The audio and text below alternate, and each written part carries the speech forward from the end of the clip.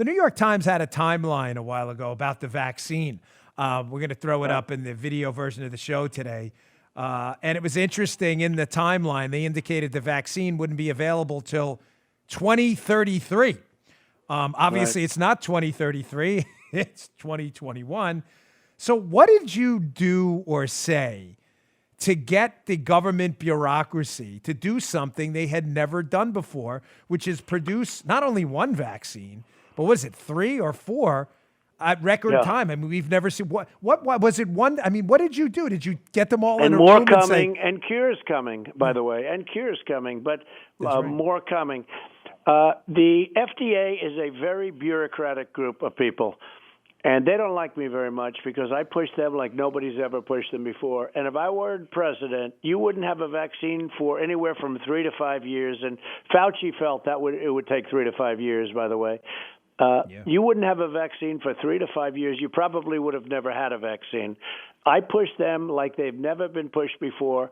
And they are not exactly big fans of mine because they didn't like being pushed that way. But they moved, and we got it done in less than 9 months.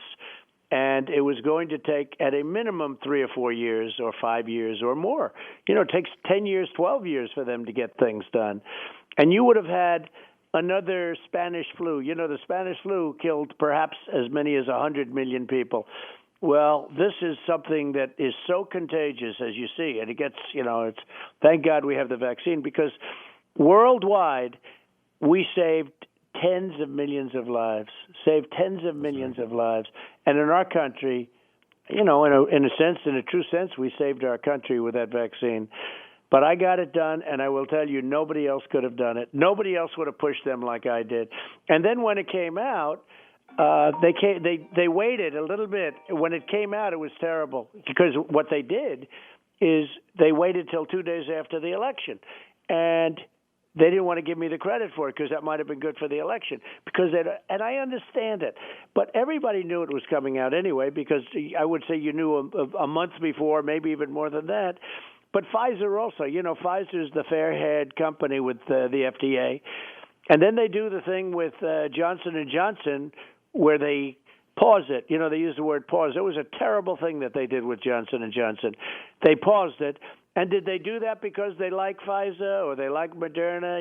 This is a very unusual group of people over there. But I pushed them to a level. And frankly, somebody said, that might have made a difference. They said, no, I won the election anyway. I ran 2 elections. I won them both as far as I'm concerned. And we'll see about a third. We'll see soon. You'll be one of the first to know. But I will say this, that you would never, ever have had a vaccine in 9 months if I weren't president. That I can tell you, and I think you know that. One thing I will say that I believe that if the vaccine came out before the election, the press would have made a very small deal out of it. Well, no big deal, no big deal. When it came out 2 days after the election, the press made it like the biggest story ever, which it really is the biggest story ever. But if it came out before the election, the fake news media would have made it like a ho-hum story. You wouldn't have even read about it. So it wouldn't have mattered. You're probably right.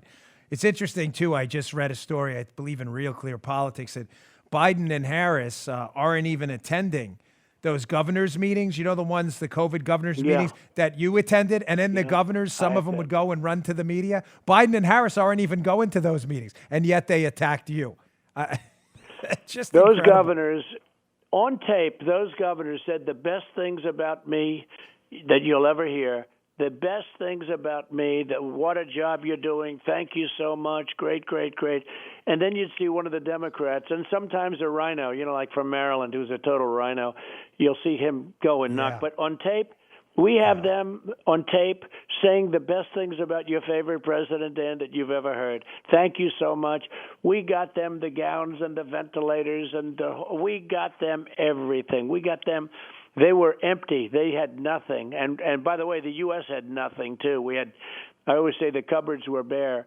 And we loaded it up. And what we did for New York with the convention center, we built hospitals all over the country. But in New York, we built the hospital, 2,800 beds. We moved the ship there. And they didn't even use the ship, Mr. President. No, they didn't even use it. Cuomo wound up in sending of lives. He wound up sending infected patients into nursing homes. He didn't even use the ship you sent up. Yeah.